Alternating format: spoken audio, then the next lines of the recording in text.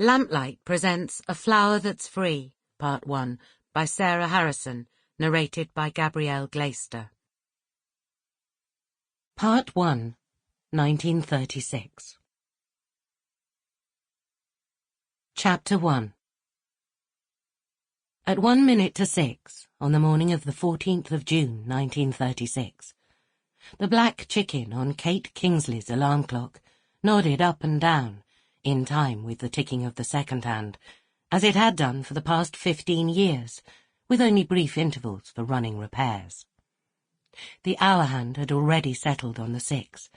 The minute hand was almost in the centre of the 12.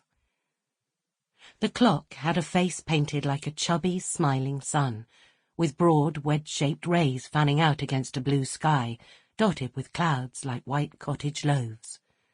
At the bottom of the clock face, above and on either side of the 6, were the black chicken, forever pecking at an invisible grain of corn, and a haughty red and green cockerel with one foot imperiously raised.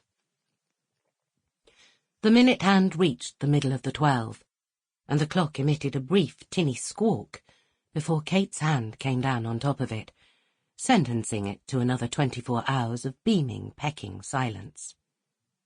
"This is my last ordinary day here," thought Kate. "Tomorrow, everything else begins." She wanted to go, but she didn't want to leave, and she was quite capable of accommodating these two apparently conflicting impulses. She knew very well that once she was on her way, the second would fade and the first predominate. Kate Kingsley, at 20, was a very positive young woman.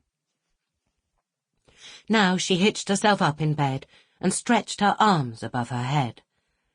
The brilliant East African sun was already sending long, inquisitive darts of golden light round the edges of the curtain on the veranda door. Kate linked her fingers behind her head and looked at her room, her things, beginning the conscious process of separation which would be complete this time tomorrow.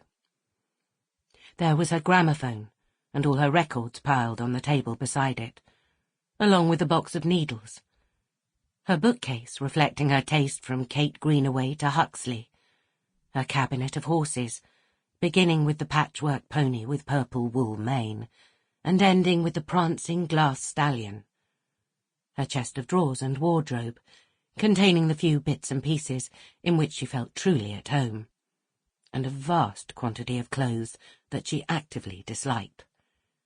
Her desk and the chair with the removable seat and the bedside table. Sample complete. Ready to continue?